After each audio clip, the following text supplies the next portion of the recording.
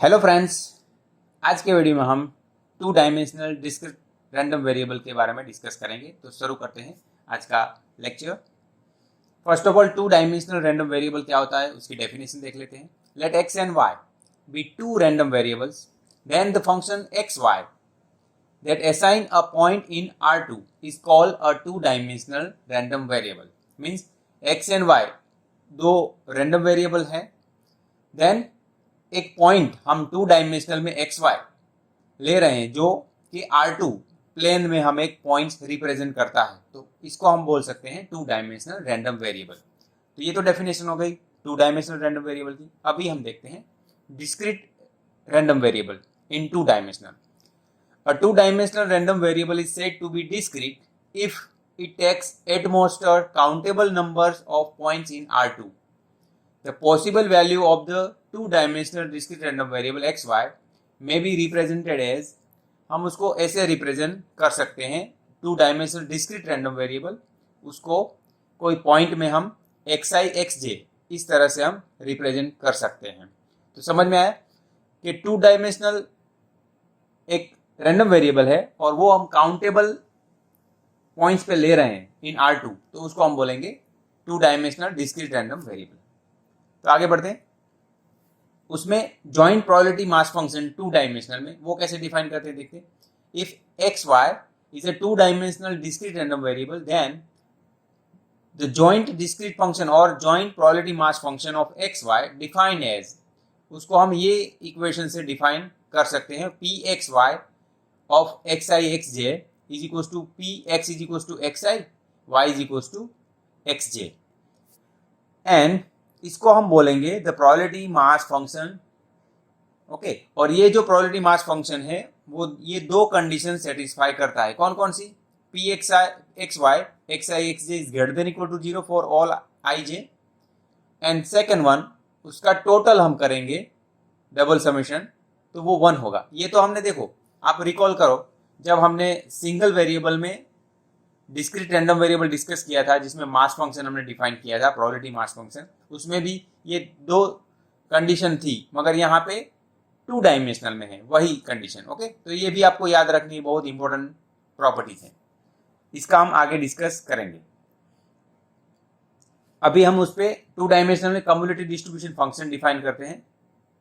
If x y is a two-dimensional discrete random variable, then the cumulative distribution function, उसको CDF भी बोलते हैं short में, of xy is defined by ये function f of xy xi xj is equals to probability x less or equal to x, y less or equal to y। तो ऐसे हम उसको समेशन में लिखेंगे तो हमें कुछ ऐसा मिलेगा।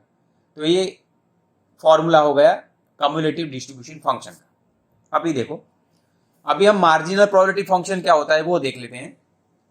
If xy is a two-dimensional discrete random variable which takes up countable numbers of values xi xj, then the probability distribution of x is given by, तो ये जो px xi, जो px is equals to xi summation j running from j is equals to 1 to n pi j is equals to pi, means marginal function हम किसको बोलते हैं? देखो, to dimensional में तो x एंड y दोनों आते हैं, मगर या तो x या तो एक y का हम फाइंड करते हैं तो उसको हम मार्जिनल फंक्शन बोलते हैं। तो यहाँ पे देखो, ये जो px ऑफ xi वो किसका है? Marginal probability function of x, इसको हम बोलेंगे px ऑफ xi। तो यहाँ पे लिखा है देखो, this is marginal probability mass function और discrete marginal density function of x, इसको हम px ऑफ xi ऐसे लिखते हैं। सिमिलरली py ऑफ yj वो ऐसे डिफाइन होता है, probability y is equal to yj, और उसको pj स्टार भी बोलते हैं, और उसको हम बोलेंगे probability marginal probability mass function of y। तो ये दोनों इंपॉर्टेंट है। देखो, इसको भी हम एग्जांपल में देखेंगे मार्जिनल फंक्शन कैसे फाइंड करते हैं। ओके, अभी हम conditional probability in two dimensional, इसका डिस्कशन इसमें कर लेते हैं। If x Y is a two dimensional discrete random variable, then the conditional discrete density function or conditional probability mass function of x given y is equals to y, means क्या है यहाँ पे फंडा कि conditional probability या तो conditional probability mass function of x when y is given. तो conditional देखो, कंडीशनल प्रोबेबिलिटी में जब हमने सिंगल वेरिएबल में डिस्कस किया था तब भी हमने ये बोला था यहाँ पे एक्स स्लैश वाई, इसका मीनिंग क्या होता है, conditional probability of x when y is given. तो यहाँ पे भी कुछ ऐसे ही सिनेरियो, तो उसको हम ऐसे डिफाइन करते हैं, probability x slash y is equal to probability of x is equal to x slash y is equal to y. और उसका फॉर्मूला ऐसे बनेगा, probability x is equal to x, Y is equal to y upon probability y is equal to y. यहाँ पे provided this condition probability y is equal to y non zero होना चाहिए। तो इसको हम conditional probability x when Y given ऐसे बोलेंगे। अभी conditional probability of y when x is given, उसको हम ऐसे कुछ डिफाइन करेंगे, probability y by x is equal to probability y is equal to y slash x is equal to x. इसको ये फॉर्मूला से हम लिखते हैं। यहाँ पे भी ये कंडीशन है, probability x is equal to x non zero होना चाहिए। तो ये दोनों हमें यहाँ पे फॉर्मूला मिल गई, conditional probability function, marginal probability mass function, okay. और इसके ऊपर से हमने यहाँ पे कंडीशनल प्रोबेबिलिटी डिफाइन करके दी हुई। देखो अभी हम एग्जाम्पल करते हैं, ये सभी टर्म्स हमने समझ लिए। तो एग्जाम्पल क्या है, देखो, from the following table for bivariate distribution of X Y find probability X less और equal to 1, probability Y less और equal to 3, probability X less और equal to 1, comma Y less और equal to 3, probability X less और equal to 1 slash Y less और equal to 3। तो यहाँ पे conditional probability की पूछा है आपको। फिफ्थ, प्रोबेबिलिटी वाई लेस और equal to 3 slash x less और इक्वल टू 1, एंड लास्ट में probability x plus y less और इक्वल टू 4। तो ये सभी चीजें देखो, और यहाँ पे आपको टेबल दिया हुआ है, यहाँ पे एक्स वाई दोनों की 2 डायमेंशनल में आपको वैल्यूज दी हुई है, ओके। तो यहाँ पे देखो ये जो नंबर है 1 2 3 4 5 6 वो y रिप्रेजेंट कर रहा है रैंडम वेरिएबल, और यहाँ पे 0 1 2 जो है वो x रैंडम वेरिएबल की वैल्यू है। और ये जो सभी वैल्यूज हैं इसको हम कैसे रीड कर सकते हैं, x0 y1 तो ये रही, x0 y2 तो इसकी वैल्यू 0 रही, x0 y3 तो ये वैल्यू 1/32। तो आपको ऐसे रीड करना है क्योंकि ये जॉइंट प्रोबेबिलिटी फंक्शन है, तो उसमें x की वैल्यू भी होगी, y की वैल्यू भी होगी। तो यहाँ पे आप क्वेश्चन में यहाँ पे देखोगे तो यहाँ पे तो हमें टेबल में जॉइंट में वैल्यू दी हुई है, मगर यहाँ पे देखो क्वेश्चन क्या पूछा है, फर्स्ट जो 2 क्वेश्चन है वो कैसे पूछे, ओनली x की वैल्यू फाइंड करने को बोला है, मीन्स मार्जिनल फंक्शन हमें उसमें फाइंड करना पड़ेगा। तो देखो हम सॉल्यूशन में फर्स्ट टेबल बना के मार्जिनल जो फंक्शन है वो फाइंड कर लेते हैं। देखो आपको इतनी सी वैल्यू आपको दी हुई थी टेबल में, ओके। तो हमने ज्यादा क्या फाइंड किया, ये देखो पी एक्स वाली कॉलम ये आपको दिख रही है, ये क्या है, मार्जिनल फंक्शन ऑफ एक्स है। जैसे ये 0 के लिए आपने फाइंड करनी है marginal function of 4x is equal to 0, तो वो है 8/32। तो उसमें क्या करना है, ये सभी वैल्यूज 0 0 1/32 ये सभी फर्स्ट रो का आपको टोटल कर देना है, वो मिलता है 8/32। फिर x इज इक्वल टू 1 के लिए फाइंड करना है, तो ये सभी का टोटल, ये सेकंड रो वाला, तो इसका मिलता है 10/16। फिर ये second x is equal to 2 के लिए, तो ये थर्ड रो को आप टोटल करते जाना है, वो मिलता है 8/64। तो ये सभी मिली marginal probability function of x। और यहाँ पे देखो प्रोबेबिलिटी मास फंक्शन की एक प्रॉपर्टी मैंने आपको बताई थी कि उसका टोटल 1 होना चाहिए। तो आप ये सभी का टोटल देखो 8/32 10/16 8/64, तो उसका टोटल भी 1 होगा, जो यहाँ पे हमने लिखा है summation px is equal to 1। ये मार्जिनल फंक्शन ऑफ x का टोटल होता है 1। और अभी पी वाई ऑफ वाई वो कैसे फाइंड किया हमने, marginal function probability mass function of y। तो देखो ये y इज इक्वल टू 1 के लिए फर्स्ट कॉलम का टोटल करना है, 0 1/16 1/32, तो वो मिलता है 3/32।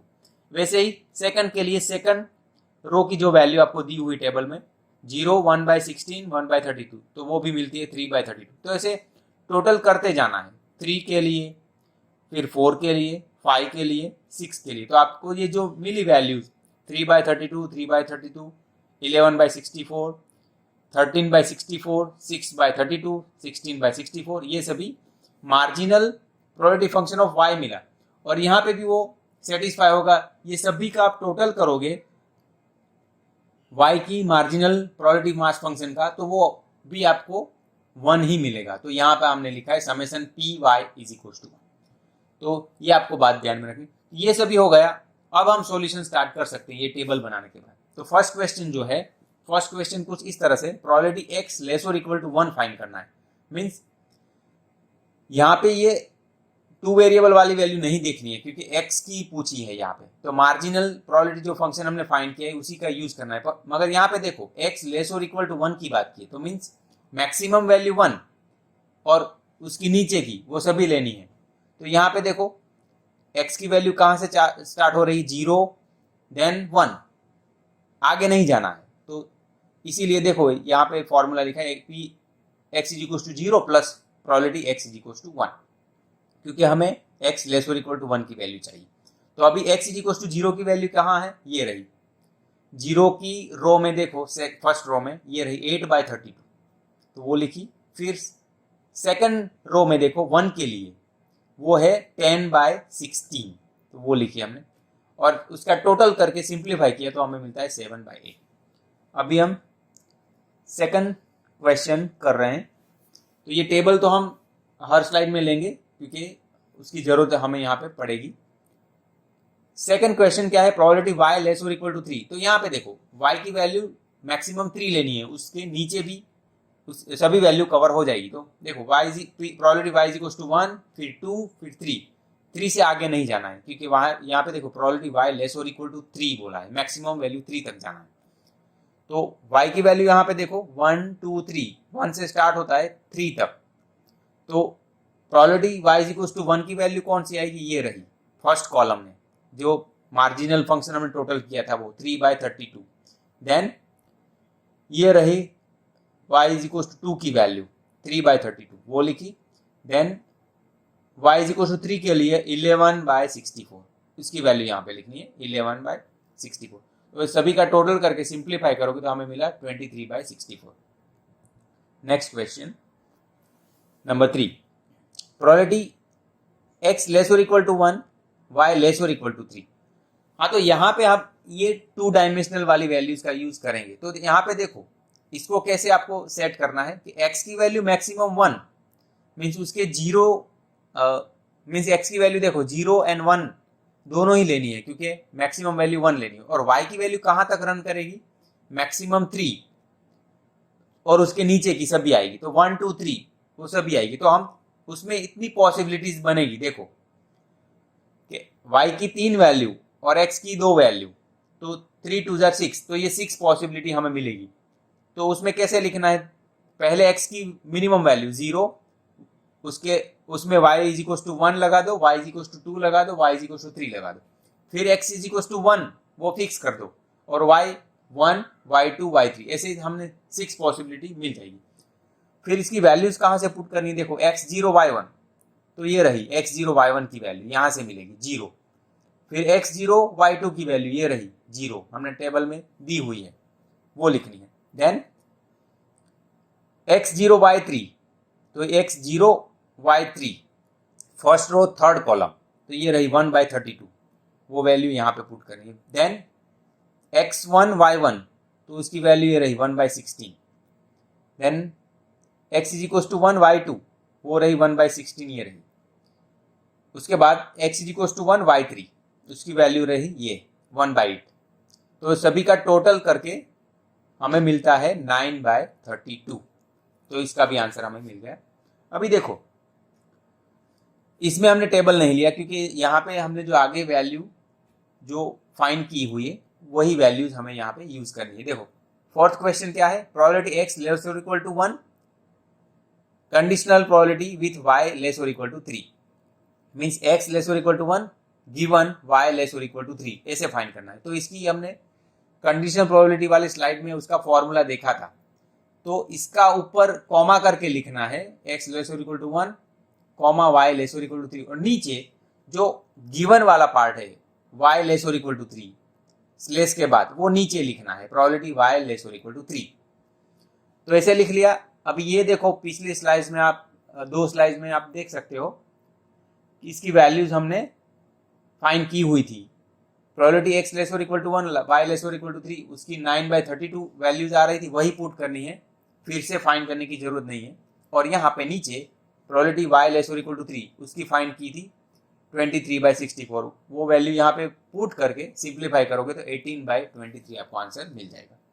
Then fifth question, probability y less और equal to 3 given that x less और इक्वल टू 1। तो इसमें भी हमने फॉर्मूला में देखा था कंडीशनल प्रोबेबिलिटी के, ऊपर आएगा प्रोबेबिलिटी x लेस और इक्वल टू 1, y लेस और इक्वल टू 3, और नीचे जो गिवन वाला पार्ट है स्लेस के बाद जो आता है वो नीचे लिखना है, प्रोबेबिलिटी x लेस और इक्वल टू 1।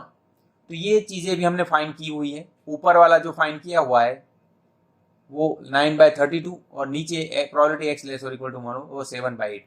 तो इसका सिंप्लीफाई करोगे तो आंसर मिलेगा 9/28। अभी लास्ट क्वेश्चन हमारा बचता है, probability x plus y less और इक्वल टू 4। तो यहाँ पे हमें टेबल की जरूरत पड़ेगी, इसलिए यहाँ पे लिखा है। तो यहाँ पे देखो इसको कैसे समझना है, probability x plus y less और इक्वल टू 4, तो दोनों का टोटल वो 4 से ज्यादा नहीं होना चाहिए, 4 तक होना चाहिए। तो इसमें कौन कौन सी पॉसिबिलिटी आएगी वो सभी हमने यहाँ पे लिखी है। देखो एक तो 0-1, इसका टोटल 1 हुआ तो वो आएगा, 0-2 तो 2 हो गया, 0-3 3 और 0-4, बस 4 तक रहना है, 4 से आगे नहीं जाना है। अभी नेक्स्ट 1-2, तो ये भी 2 टोटल हुआ, x1 y2, इसका 3 टोटल हुआ, x1 y3 4। तो अभी x1 के लिए y4 नहीं ले सकते, यहां से स्टॉप हो जाना है। Then x is equal to 2 y1 3 total हुआ, x2 y2 इसका 4 हो गया, तो 2 वाली x में आगे नहीं जाना है। तो ये सभी पॉसिबिलिटीज हमें मिल गई x प्लस y लेस और इक्वल टू 4 के लिए। तो सभी वैल्यूज इसमें पुट कर देनी है, जैसे x0 y1 तो ये रही 0, फिर x0 y2 0 ये रही, x0 y3 1/32, x0 y4 2/32, then x1 y1 1/16, x1 y2 1/16, x1 y3 1/8, x1 y3 1/32 और x2 y2 1/32। तो ये सभी वैल्यूज पुट कर दी, फिर सिंप्लीफाई करके आपको आंसर मिलेगा 13/32। तो ऐसे देखो आपको कोई 2 डायमेंशनल वैल्यूज दी हुई है, ओके, और उसमें से कुछ इसे प्रोबेबिलिटीज या तो मार्जिनल फंक्शन भी फाइंड करने को बोला है, तो भी आप इजीली कर सकते हो। एक्चुअली देखो यहाँ पे जो ये हमने दिखाया है ये सभी मार्जिनल फंक्शन की वैल्यूज ही है, वो तो हमने पहले ही बता दिया आपको फर्स्ट टेबल जो बनाया सॉल्यूशन में, ओके। तो ये सभी values marginal function of x के लिए और ये मार्जिनल फंक्शन ऑफ y के लिए। तो ऐसे 2 डायमेंशनल आपको वैल्यूज दे हुए हैं और उसमें से मार्जिनल फंक्शन या तो ऐसे सभी क्वेश्चन प्रोबेबिलिटी के पूछते हैं तो आप इजीली कर सकते हो। सो आज के वीडियो में इतना ही, धन्यवाद।